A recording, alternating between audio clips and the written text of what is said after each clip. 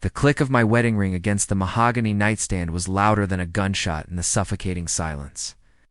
I watched it spin a golden blur reflecting the muted lamplight before settling with a dull thud. My wife Amelia flinched.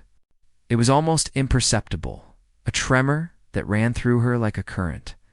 But I saw it. I saw everything. I'd been seeing everything for weeks. It started subtly late nights at the office, whispered phone calls taken in the other room, and new perfume clinging to her skin, a scent that wasn't mine. Then came the gut feeling, the unshakable certainty that something was fractured in our world. I started staying late at work myself, not because of extra responsibilities, but to tail her, to confirm what my heart already knew. The confirmation came in the form of a man, tall, dark-haired, with a smugness that made my blood boil. He met her at a dimly lit bar, their hands clasped over a corner table, their laughter intertwined. I watched them from across the street, the rain blurring the scene into a distorted, agonizing tableau. I wanted to smash something, to scream, but a strange calmness washed over me. I was going to play the long game. I didn't confront her that night, nor the next. I watched. I gathered evidence. I planned. I even booked a couples therapy session, a cruel irony that twisted my stomach, but provided me with the perfect stage for my final act. The night of the therapy session, I arrived home early, setting the scene. I laid out 2 glasses of wind. Good stuff we saved for anniversaries and placed. Favorite record on the turntable, Miles Davis's Kinda Blue.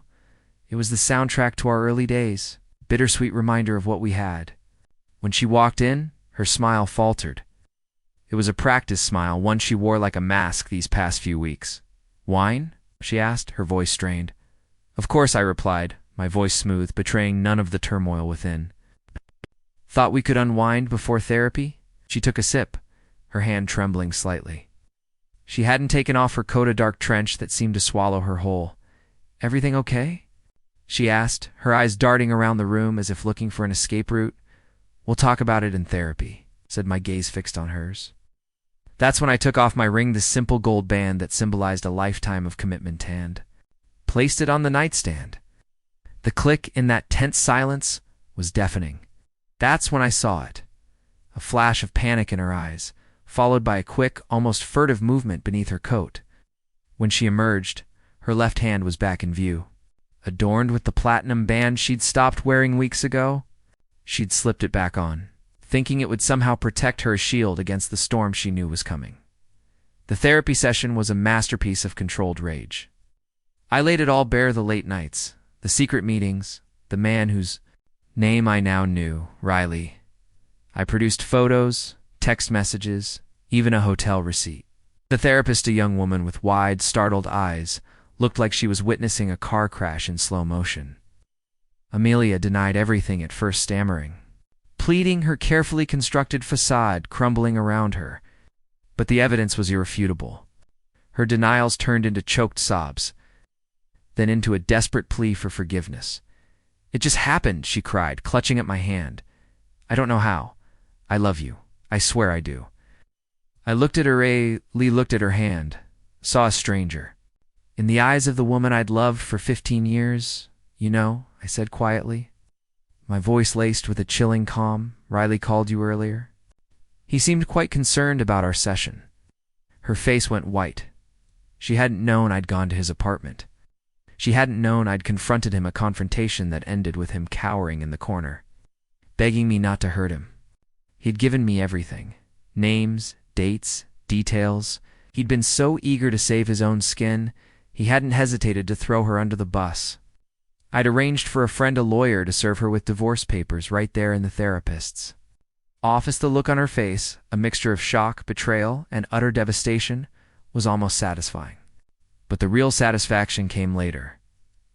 Amelia lost everything: her reputation, her friends, her lavish lifestyle. Riley, fearing repercussions from his own wife, cut all ties and disappeared. The affair, once a thrilling secret, became a public scandal. She had traded a lifetime of love and security for a fleeting moment of passion, and now she was paying the price. I, on the other hand, found solace in the wreckage. The pain was still there, a dull ache in my chest, but it was manageable. I started rebuilding my life brick by brick, focusing on my work, my friends, and rediscovering the things that brought me joy. I even started dating againstly, tentatively, but with a newfound sense of self-worth. One evening, months later, I was having dinner with a friend when I saw her, Amelia. She was sitting alone at a small table in the corner, her hair dull, her clothes worn. She looked broken. Our eyes met across the room, and for a moment I saw a flicker of recognition, of regret, perhaps even a glimmer of the woman I once loved. Then she looked away quickly, as if ashamed to be seen. I didn't approach her. There was nothing left to say. I simply raised my glass in a silent toast, not to victory, but to closure. The click of my new wedding ring against the glass was a quiet affirmation, a symbol of a new beginning. The past was finally behind me.